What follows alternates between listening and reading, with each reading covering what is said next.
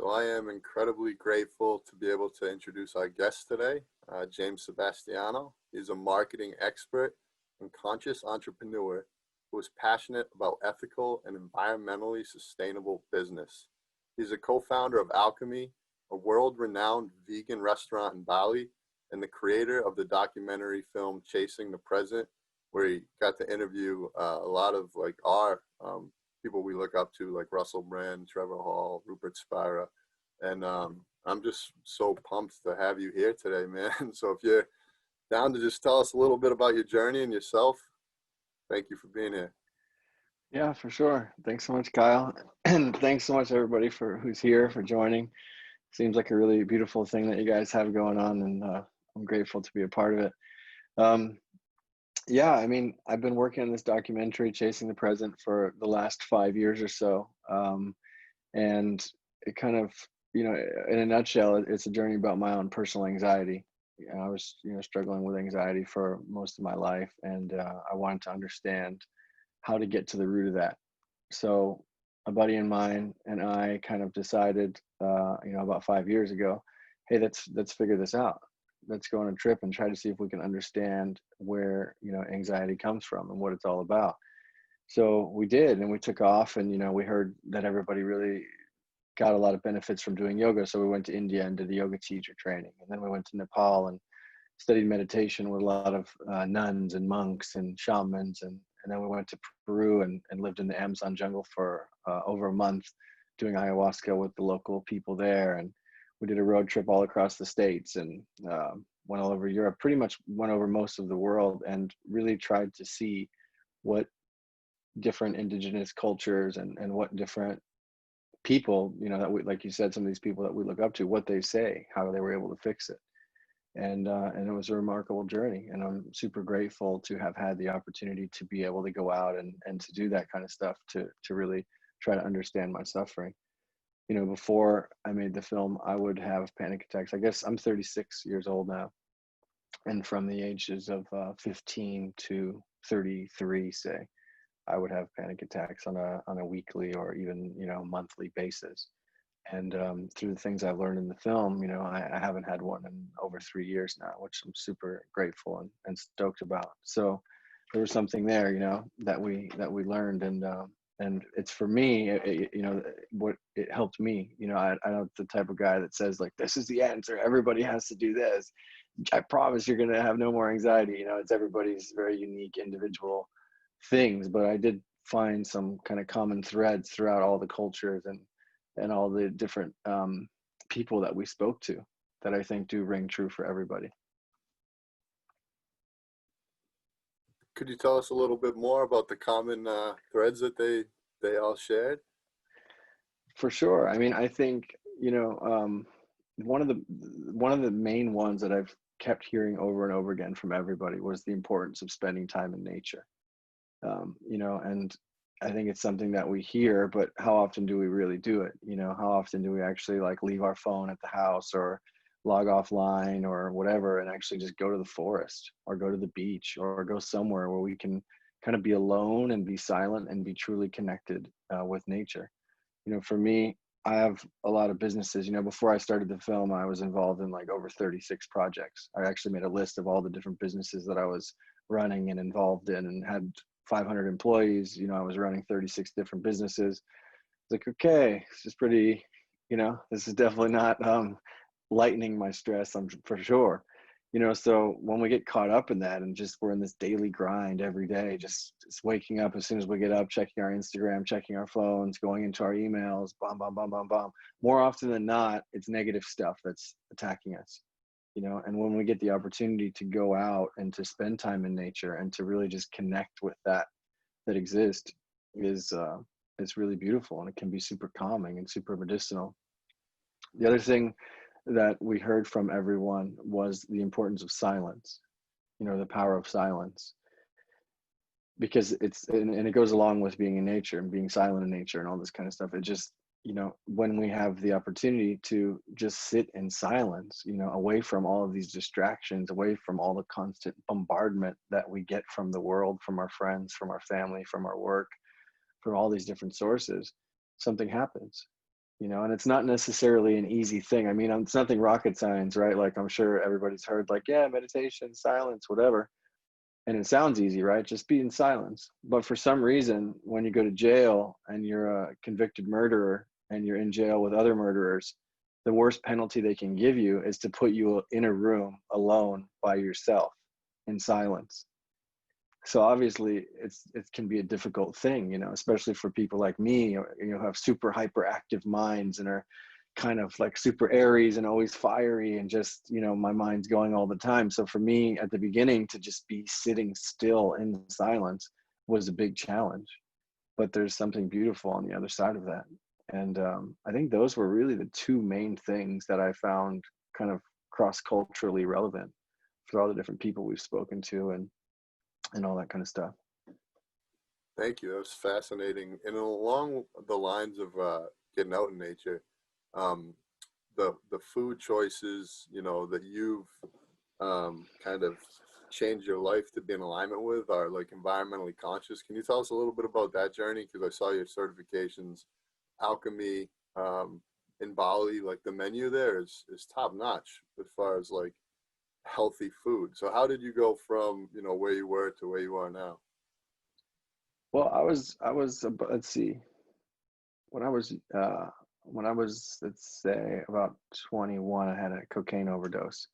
I was in university and I nearly died. And this is the second time in my life. The first time wasn't from cocaine, it was from a wasp. When I was 15, I got stung by a wasp and I had no idea that I was allergic. And I had to be rushed to the emergency room. I was unconscious and they stabbed me with a adrenaline needle, Pulp Fiction style, you know, and not in the heart, but they gave me the same stuff. And I jumped out of the hospital bed and woke up. And that was a main trigger for my anxiety. And fast forward 6 or 7 years later, cocaine overdose. And I was just kind of doing the normal college thing, partying all the time. And just realized somehow I was really lucky and I was on the wrong path, you know? So I packed up my stuff. I was 22, 23 years old then, and I moved to Amsterdam by myself. And I guess, you know, if someone were to call me now and said, hey, I just had a cocaine overdose and I'm not really sure where my life is headed, I probably wouldn't tell them like, hey, just move to Amsterdam, you know? It's not the it's not the place that you would recommend. But for me, I had went there once at another point in my life and it felt different. It felt more open, more liberal, and more, I don't know, it just felt really different than what I was used to growing up in Florida. So I went there and I was working in bars and I was really struggling. You know, I was literally walking around on the streets at a certain point looking for a couple euros so I could get a Burger King meal, you know, and sleeping on couches and going and staying in hostels and running out of hostels without paying after a week and, you know, all this kind of stuff, just really, you know, not able to figure it out. Then I met a girl, and that's always when the plot twist happens, right? At some point. I met a girl and luckily she was amazing and she was a vegetarian and she gave me a book and it was called Skinny Bastard. And, you know, she didn't tell me I was fat, but I guess she was trying to get me that message, you know, subconsciously. So she gave me this book called Skinny Bastard and I read it. And at the end of the book, it had a challenge to see if you could be a vegetarian for 30 days.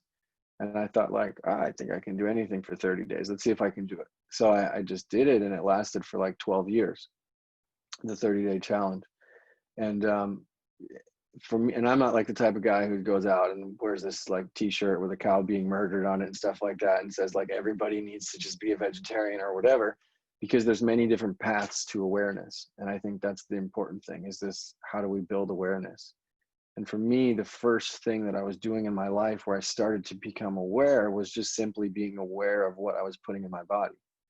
And when I started to become aware of the food that I was eating, other things started to automatically change. Like it didn't make sense for me to go out and get wasted 5 nights a week anymore while I was like waking up and making a green juice. Like it just was like, wait a second. There was a little period in there where it was still like strange, but it quickly changed and I started to be like, wow, this is different. I shouldn't do this. You know, I was literally working in bars in Amsterdam and bringing 1.5 liters of green juice with me into the bar at night while I was working. And everybody around me was just completely hammered. And I'm just there like drinking this green juice. And it started to feel weird. Like what's happening? You know, why am I doing this? And so that I don't know, it just got super weird. I got really sensitive and I couldn't do it anymore. So I had went to Bali for like a juice cleanse and like a little chef training certificate program with my girlfriend. And when we got there, we were just like, wow, this place is amazing. The nature is beautiful and there's so much opportunity. I remember growing up in the States, and just whenever I had an idea of what I wanted to do with my life, I would Google it, and like 45 million other people had already done it, and it was like done really well. And I was just like, wow, how am I going to make it in this kind of a climate? But in Indonesia, like I had these ideas for businesses and they didn't exist yet. So I was like, oh, this is cool. Like, and there was definitely the people there. So I started out by just opening a small juice bar, and it was called Alchemy. And I just literally sat behind the counter every day and I was just making juices. And from the day we opened, it was super busy, and we had like 300 people show up on opening day to an event, and then just kind of grew and grew and grew and grew. And through that business, I met so many people, and people would come in and say, hey, James, do you want to do this? And I would say, yes. Do you want to do this? Yes, yes, yes, yes. Fast forward, 5 or 6 years. And then I was at that point doing 36 businesses and still suffering with anxiety and having money and having good relationship and not understanding, like, wait a second, I grew up in America thinking that if I was able to achieve the American dream, then I would be happy. And I kind of did. And had all the money I could want. I was doing everything, businesses, good friends, but I was still having these panic attacks. And that's where the journey started of making the film, because I just didn't get it. Wow. Yeah, that's mind blowing. You talk about a little bit about the American dream. And so we have a really spiritual group here. And I would say one of like the spiritual dreams that a lot of us might have would be to like link up with Hay House somehow. How did that unfold in your life? Because that's pretty remarkable. Yeah, we did a summit with Hay House as a pre-launch to the film. I have a friend, he made the documentary Heal. He's also on our team. I don't know if you guys saw Heal, but it was a really good documentary on Netflix, and his name is Adam Schomer, and he joined the team and helped us get the film out there. And they did some stuff with Hay House, and basically when we made the film, we had like 300 hours of footage, amazing stuff. And a film is only 90 minutes. So it was like, how can we get the rest of this information out there? I don't want to just like toss this stuff away. There's some really valuable stuff here. So we got in touch with Hay House and said, hey, are you open to doing a summit with us? Here's all the stuff we have and blah, blah, blah. And we're also going to get Ed Sheeran involved, and I emailed Ed, and he's really into mental health and stuff like that. So he said, I don't know, we got lucky. He said, yeah, man, come to my house. Love to spend the day with you and do an interview and stuff like that. So I flew to England and went out and hung with Ed Sheeran and talked about mental health and how he struggled with social anxiety, and Trevor Hall, and all these people. There was like 28 different people that we filmed with and did a summit, and it was really it turned out really well. Not as well as we hoped for, because it was like, also with the film, I had just hired a whole team, and we were booked in 300 theaters around the world and all this kind of stuff. And I hired a guy, and literally 2 weeks after I had my team together, the pandemic hit, and all the movie theaters got closed. And then every single business went on the internet. Everybody was just fully online, and then the internet landscape and competition just got really, really, really thick and really, really, really difficult.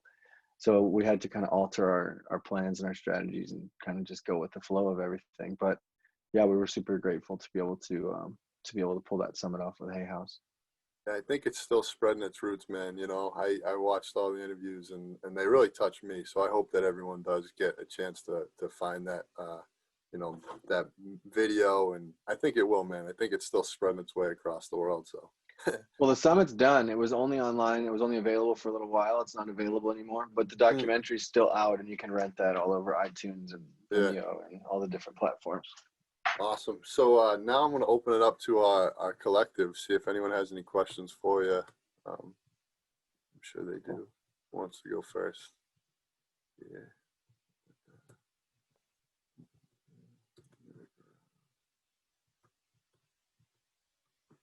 Joe? You got one more? James, my friend, I'm like blown away, honestly, by your ability to do, because I suffered from the exact same thing, social anxiety, panic attacks, the whole thing. And it was crippling, like, it really was. And to watch how you were able to just kind of like fight through it and still do all the 35 businesses. Like, I think that is insanely amazing, because it keeps you, for me, it's like, that's the block that I had. Like, I couldn't step into those things because the anxiety was so rough.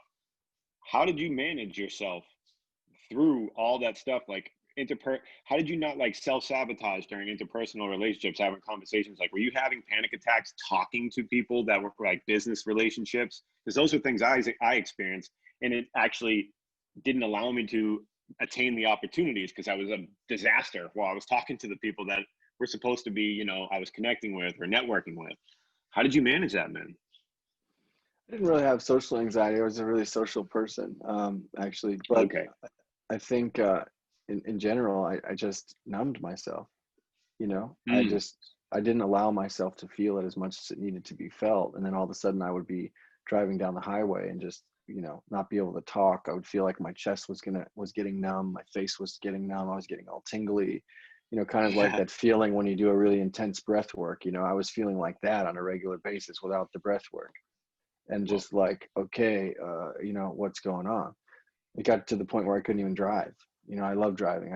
I'm driving now. I'm all good. I just drove. You know, I've driven. I got a van, and I've been driving all over the country. I've done like 7,000 miles in the last month. So I'm Holy someone shit. who really likes to cruise. You know, but it would get to the point where I would be driving on the highway and I couldn't drive anymore. And you Mm. know, that's where meditation really came in for me as such an incredible tool, because you know, in a meditation practice, we learn how to sit there and just watch our thoughts as they come up and do our best to not participate in them. and Mm. and and that for me is such a game changing understanding, because what would happen is I would feel these sensations in my body, and then as soon as I would start to feel these sensations in my body, my mind would turn on and say, oh my God, what's happening, what's going Yep. on? And then my heart starts pounding and beating fast. Oh my God, am I going to die? What's happening? And then that mind would just turn my physical symptoms into panic. And then I would be in Mm-hmm. a full-blown panic attack on the side of the road, like not being able to breathe, trying to breathe out of a bag, just kind of thinking I was going to die.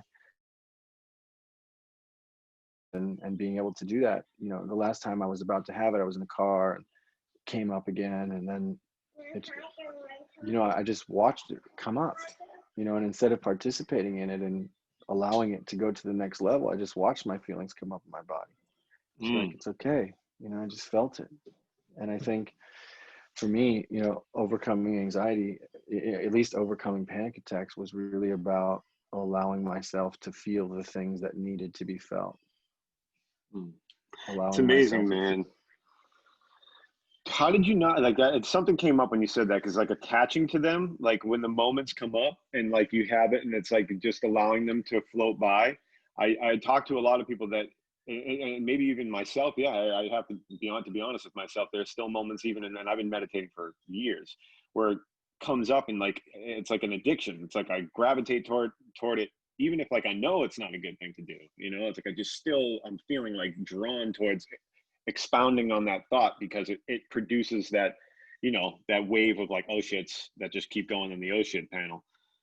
It's how, I guess my question is like, did you have a specific technique that would come up if there was something that did really kind of try to grab your attention and wanted to pull you down the rabbit hole, even amidst your meditation? Was there anything that you would do to like keep yourself staying in the present moment and allowing the flow of thoughts to drive by instead of grabbing onto the back of it? Well, there's so many different techniques for that. Really, for me, I use the breath. You know, I focus on the breath and just realize that, you know, just a simple thing is, you know, and you guys all know this, I'm sure, but you know, Mm. if you inhale for, you know, 2 seconds and you exhale for 4 seconds, as long as the exhale is longer than the inhale, you calm yourself down completely. You slow down your nervous system and you get calm. So if you breathe in for 4 seconds and exhale for 8 seconds, you're just resetting your nervous system and becoming more calm. So just using the breath as an anchor, or you can use sounds as an anchor. But I think, you know, those are all very helpful techniques. But you guys, you know, you mentioned Rupert Spira, Kyle, at the beginning of this conversation. I think there was a moment in making Chasing the Present that really changed my life. And that moment was this understanding, you know, and it's so cliche. It's like this thing, you know, even in Zoolander, you know, he's looking in a puddle and he's like, who am I? You know, that moment in Zoolander. And it's like, okay, even there they're talking about it. So it's like, okay, but to really understand that and to really get into that idea of who am I really, ultimately, and starting out with just this, you know, knowing that I'm not my thoughts, you know, I'm the awareness behind the thoughts. So when the thoughts come up, I think it's that disidentification that we have with the mind, that we think that this is just what we are, you know. Of course, I'm James, I'm this body, these thoughts in my head are, it's all James, right? It's just, that's what it is. And as long as we're identified with this material thing, we're going to be suffering in a sense, because we're not identifying with what we truly are. We're identifying with this other thing. So when the thoughts come up, just understanding, like, the thoughts are there, just like the clouds are there in the sky, but the sky is not the clouds. You know, the clouds are there and they pass away. And thoughts pass away too. Sensations pass away, feelings pass away, emotions pass away. Doesn't mean we have to push them away and suppress them, because that's another problem that we can get into. Rather, just allowing them to being there and just accepting them as they are in that moment, and just feeling them. I mean, for me, anxiety is a clear alarm, like a huge alarm system that I need to feel something. And I think if we're still experiencing it, no matter how much practice we're doing or whatever, it's just a sign that there's still something there that is left unfelt that we need to feel. Dude, that is awesome.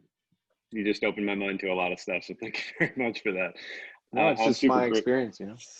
I love it, man. I'm very grateful for you, bro. Thank you so much for diving into that with me, man, because many years of meditation and there's still learning to be done for me, you know, especially when I just made a major transition in life, moving into a new place. And I think as you do that, like, new gates open in the brain, and some new things have come up that I thought were checked off. And now that they've come up, it's like hearing what you just said right there is realizing that these thoughts are just thoughts. And sometimes I just need the reminder. And so thank you. I really appreciate that, James. Thanks, brother. Yeah, man, for sure. You know, and something else I kind of felt, you know, all the different religions speak about it in the same way. You know, the Bible says to pray without ceasing, for example. And for me, prayer and meditation are synonymous. So if we look at that in the way that I would understand, you know, what Jesus would say or whatever, it's to meditate without stopping. It's not about meditating just for 10 minutes every morning, or 1 hour every morning, or 2 minutes every morning. It's about, how do we take that meditation practice into our daily life? How do we use that meditation when we're at dinner with 10 friends and everybody's on their phone, you know, posting on Instagram? Is that a meditation? Are we using our life as a meditation in that moment? Or when we're with our kids or our parents or our, you know, our close loved ones or anybody, and someone's talking, but we're just completely in a different place. We're just completely taken over by our thoughts, and we're thinking about, oh man, forgot to take the clothes out of the wash, or what am I going to do for dinner? You know, we're always somewhere else other than this moment. And I think the more time that we spend in this moment, and the more time we can meditate without stopping, so to speak, you know, the more easier everything gets, you know. And it's very hard. It's very hard to do. And I'm not like some kind of enlightened saint or something like that. I'm also sitting at the table on Instagram sometimes, or my dad's talking to me. I'm just like, oh God, you know what I mean? Like, it happens. You know, no one's perfect, but using every moment as an opportunity to connect with what we truly are, to connect with God, to connect with awareness, consciousness, whatever words you want to use, but using every moment as an opportunity to connect deeper with that place is, in my opinion, the only reason why we're here. Dude, you know, that was, yes, 100%. That was awesome. Thank you. Thank you, Joe. I had a question come in via message, which is interesting, because we've had a lot of people come on the Quantum Healing Collective without knowing any of that. Like, I know that you know what's on their resume, but somehow about 50% of the people that come on the Quantum Healing Collective, maybe a little less, maybe a little more, say that they were awakened by plant medicine. So my buddy sent me a message, hey, my mic isn't working, but I'm curious about his experience with ayahuasca and how that helped him through his healing journey and plant medicine in general. Well, first of all, I would say, I don't know how many of you guys, you know, play around with psilocybin or ayahuasca or LSD or whatever. I think they can be very, very valuable teachers for sure. but I would just start as a precursor, like this stuff is medicine. You know, I don't use these kind of things as a recreational thing where it's like, hey, yeah, I got a free weekend, let's go take ayahuasca with friends, yahoo. You know, I don't view it as that. I view it as and if you do, there's no judgment, but for me it's a medicine, and it's a very, very powerful thing. I did ayahuasca 5 times in the course of 12 days, and 3.5 of those nights were the most difficult, challenging, horrible nights I've ever experienced in my life. And on the 4th night, finally, I was able to kind of understand what was happening and have like the best night that I've ever had in my life. You know, after 3 of those nights where you're promising God that you'll never do it again, have you guys ever had those experiences? Like, please get me out of the situation. I'll never do it again. You know, I had 3 of those, and I'm like, man, I don't know on the 3rd one if God's going to listen to me anymore, you know, if I just keep lying and tell him I'll never do it again. But but on the 4th night, you know, I drank the medicine and it just came on. It was just so powerful and so strong. You know, in Peru, you drink it in the dark with 10 other people and you just lay on your back and there's no lights and there's nothing. And you just deal with your stuff. So I drank it, and, you know, halfway through, found myself locked in the bathroom, just like looking at this little candle, really, really like on a full trip. It was really dark, really scary. And I had this thought pop up in my head, and just like, you're trying to be in control. You know, you're in the jungle in Peru drinking one of the strongest medicines on the planet, and you're trying to control this thing which can't be controlled. And I had that thought, which was just like a miracle that I did have that thought in itself. And I went back in the room where everybody else was, and I laid down on the ground, and I let go completely. I just completely surrendered to the medicine, completely surrendered to that moment, and everything shifted, everything changed. The whole experience went from a nightmare to just being in pure bliss, you know, just feeling completely connected to everyone. And I had this kind of death experience where I thought to myself, like, I'm dead, like this is death. And there was no fear, no sadness, no nothing about that understanding. It was instead the most beautiful thing ever. So for me, ayahuasca was an incredible teacher of learning and understanding that I'm really not the one who's in control, and learning how to surrender more to what comes up in the moment and what comes up into life. And, you know, look, we're all right now in like this crazy world situation of a global pandemic, which like I've never experienced before in my lifetime. And I guess none of you guys have experienced this before in your lifetime either. It's like an ayahuasca for the planet in a sense. You know, we all thought that we were in control, right? Everybody had vacations and jobs and this and that, and everything was kind of in this little way where we thought we were in control of our own universe. And then this thing came in, just like, bam, like, you're not in control. Stay at home. You have to do like this. You can't do the things that we're used to doing. And some people are really, really struggling and going deeper into depression, you know, and really having a horribly difficult time and losing loved ones and all this other kind of stuff. And some people are using this opportunity to go internal and sit with it and experience the things that the planet is telling us that we need to feel and that we need to experience. So as soon as this thing happened, I was like, well, this is like ayahuasca all over again. I know how to deal with this. Just surrender. Even though 90% of my businesses are temporarily closed because in Indonesia, they stopped allowing tourists to enter March 15th, and they still don't allow it. And I'm trying to figure out how to have 500 people eat because there the government is not giving anything financially to help the people at all. So I'm definitely in a challenging financial and business situation at the moment, trying to navigate all of that stuff. But I feel okay, you know, because there's not, you know, I can do what I can do, but I can't change the situation. I can't control the virus. I can't control the governments and all that. So you just have to accept what is and surrender to it. And for me, I think that was the biggest lesson and the biggest teaching that I got from taking ayahuasca. Thank you so much for that. I'm sure some other people have some questions. Just give it a sec. And then, oh, awesome, Angela.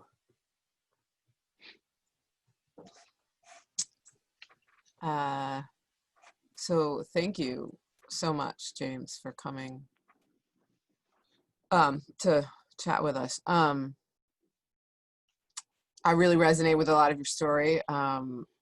I myself am a long time anxiety sufferer, probably since I was 5 years old. I think they thought I had asthma, but I don't, at this point, I don't think I ever had asthma.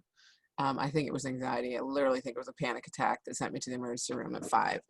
And anyway, so yeah, I do a lot to manage. I've also had problems with you know, with drugs and substances. You know, I definitely have experienced cocaine quite a bit. So I really appreciate you. I find it really inspiring for you to be that vulnerable, to like really share, like come in a group of people that you don't know and like really share that about yourself, you know, like share about, it can still be pretty shameful, you know, like talking about, you know, being, you know, drugs, and especially drugs, mental health, you know, stuff like that, that still, you know, our greater society seems to put a lot of judgment on. It's still taboo, and we're, you know, we're kind of fighting to try to get this understanding. But I guess what was the introduction you called James Kyle when you did the introduction? Something entrepreneur, like conscious entrepreneur, or what Yeah, did he? I think I said he's a marketing expert, conscious entrepreneur who is passionate about ethical and environmentally sustainable business. Cool. Okay. Does so what, I guess, what's a word of advice you would have for a starting entrepreneur in the middle of a pandemic? In general, and, you know, someone who really wants to you know, go that route, like, you know, like really not only create, you know, sustainability for, you know, myself, but also to, you know, use the abundance to help others and to help the world and to live sustainably. And, you know, because kind of like what you said, when you'd have ideas and you'd Google it on the internet, and, you know, I'm very, very familiar with that feeling. And even as a child, you know, I was always very, very big and passionate, and woo, you know, and I had a lot of like people telling me, you know, I mean, you can't really do that, you can't really, you know, nah, you know, you need to go to college, you need to have a steady job. And, you know, so I've had a lot, it's taken me a long time to break free from that programming. And it's scary as hell. It's scary, this place I'm in now, like, you know, breaking free from that programming and thinking about, you know, and planning and thinking about, you know, going out on my own and doing this, you know, really in the way that I want to do it. And so what, I guess, you know, what kind of advice would you have, or words of wisdom for someone starting out, you know, maybe mistakes that you made that you, or, you know, anything like that? I would love to hear whatever you have to say. Thank you. I'm not one to give advice, but I can just share from my own life experience of what, you know, what happened to me and what I did. And, you know, I think how I kind of started, in a sense, was just by getting really quiet, you know, starting really meditating and just feeling a lot, and starting to feel grateful for what I already had. And I think gratitude is a really great place to start. I remember one time, you know, I don't know, 15 years ago, something like that, 12 years ago, I watched The Secret, you know, and I had this thing up in my room, and I was like in the closet, like meditating in front of this board with like houses and cars and all this kind of stuff on it. And while I was doing that, something happened. Instead of trying to like meditate those things into my life, I had this understanding of like, didn't have much really. I had very, very, very, very little, you know, like $500, tons of debt, was living on someone's couch, like, you know, and for me, I had this, this realization of just like, look at all that I had. How could I be grateful for it? I was just like so grateful for the little tiny thing that I had. And I had this feeling, which I can't explain, but it was like, I felt gratitude on such a level that just like, I felt this like explosion, like this opening up in my life. And it was really crazy. And I always trace back to that exact meditation, that moment where things started to progress and get better in my life. So I think really just starting with being grateful, truly, really grateful for everything that we have in the moment, changed my life, and becoming silent to allow that gratitude space to be able to open up, you know. And then in addition to that, like, you know, I had no idea. Like, I moved to Bali. I didn't go there with the idea to open a juice bar. I didn't do anything. I just went there and I was like, I have to do something. I don't have any money. But let me just meditate for a few days and a few weeks and just feel what happens. And then I had this idea that just completely, like, it just like took me over. And I knew in that moment that that's what I had to do. And I did it. It was so overwhelmingly like, that's the direction that you have to go in, you know? So I think if we can really like just allow ourselves the space to be able to feel these things, that we tap into something that's so much greater than ourselves. And, you know, in that space, there's stuff that needs and wants to be manifested. And if we can really be clear and kind of get out of the way of those messages, then what you need to do will just really, I really, really, really, truly believe that you'll just feel it and you'll just know without any doubt. And then the haters that you're talking about, which there are so many haters around, you know, telling you can't do this, you can't do that, whatever. None of that will matter, just because you'll feel so connected in yourself that like, this is what I have to do, you know. And I really, really, really, truly firmly believe that, because that's what I experienced in my life. Thank you. I appreciate that. What can you tell me what I just, you know, I'm feeling it in my heart when you talked about Bali, because I'm also I'm a animal activist, and I was planning on being in Thailand volunteering at Elephant Nature Park this December. So yeah, a lot of these countries around the world, they just, you know, because there's no assistance for them, you know. So all the people that worked with elephant, you know, all the people, they're out of jobs, and like nobody's helping them with food, and you know, nobody's helping the animals. Like that just, you know, what, as a person who doesn't have money to really have a lot of money to give, I give what I can, but like, you know, what can we do? You know, what can we do to help? Like, it's, what's going on in Bali? Have you set up, what are you doing? I just would love to hear some positive things about helping the others. I mean, you know, it just reminds me of, you know, when I started to make the film, I had this idea of, I just want to help other people. That was the reason why I wanted to make the film. But some red flag went off in my head, and at that point, which made me completely change the whole idea of what the film would be about, which is why I went on a personal journey. Because I realized, like, wait a second, I have yoga studios, I have hotels that are vegan, I have restaurants, I have all businesses actually with the intention of helping other people, but I still have anxiety. So what's going on? Like, I'm doing all this good stuff for the world, but I'm still suffering. And I just totally flipped it around to just being like, I need to help myself first. I need to really be clear. I need to really be getting this anxiety, you know, to a point where I can manage it before I could even think about doing those other kind of things. And I don't know you personally, you may already be at that place, but for me, it was more important to really get to the root of my stuff. And then by doing that, you're helping so much already. Like, really, just by doing that and really connecting with that space, you're helping the world more than any amount of money you could send to the elephants. Really, I mean, for sure. And of course, it doesn't mean we should just go live in a cave in the Himalayas and just help ourselves. And that's great, because there is a point where, you know, it leads into that space of needing to do service and wanting to help other people, for sure.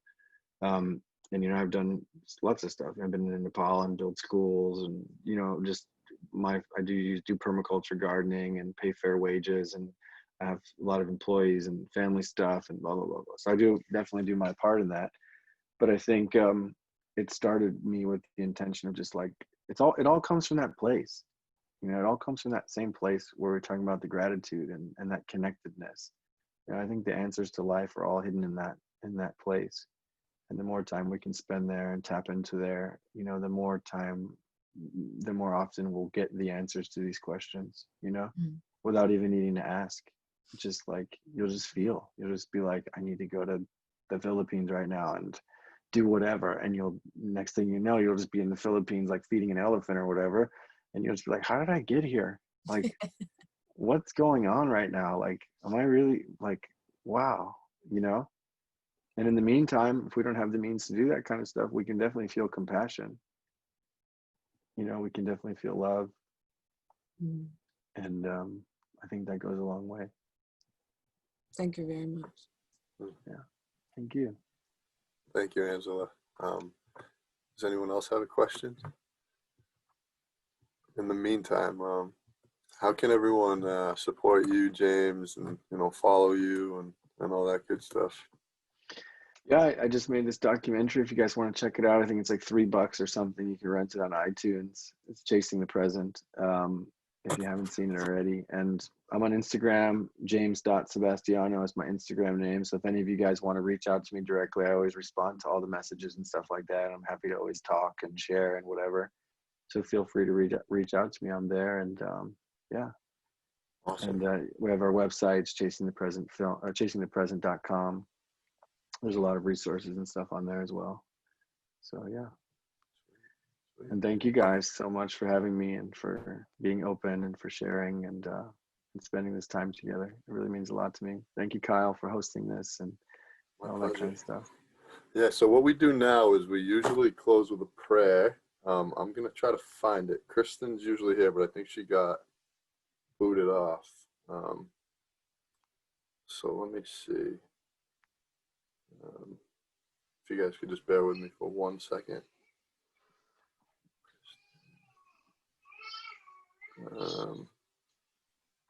Kyle, real quick, I'm just going to say something if that's all good. Yeah, please. Thank you. James, dude, so stoked about having you here, man. Seriously. I feel like every week someone comes along that just speaks to things that are so necessary right now. And something about your candor and you embody the lessons that you speak, even though I like how you said that you don't give advice, but without actually giving advice, you do it just through your ability to hear what anybody else is having to say, and then giving the answer back in a way that I know you are so involved in the listening process. And for me, that is something I work on. So to watch somebody else do it so beautifully, it's fantastic, man. I like I said to other people who have done the deep work that you've done, it definitely you become a lighthouse for all of us people who are still in the process. And I think there always is the process, but it's just awesome to see somebody like yourself who has done the world travels and has experienced so many different things and has the ability to articulate it, and it doesn't just come off that way. It also, you can just feel it, like you embody it, and I can sense it even through a cell phone screen. So yeah, man, thank you so much. Thanks, man. I appreciate it a lot. Thank you. It would be cool if we were in person, huh? This Zoom thing. I know. Dude, yeah. It's cool. It's working, but it's like I'm a little over it too. Being in person. Yeah, exactly. Totally. Yeah. Totally. Yeah, I'm over it. I need high five. I need high fives and hugs. And stuff, man. That's the type of person I am. Yeah. Thank you, man. Thank you. Thank you, guys. All right, so we dedicate the merit of this meeting to all of those awakening at this precious time. May our efforts to better ourselves help shift the planetary consciousness from fear into love. May this energy ripple out into the world and awaken those with closed hearts, illuminate closed minds, and inspire all to live with the presence of compassion and generosity. Thank you so much, James, for your time. Thank you, everyone who came on today. I love you all, and I hope you guys have a great day. Thank you. Thank you guys. Everyone. Love you all too. Thank you so much. Peace out, fam. Later. Have a great day.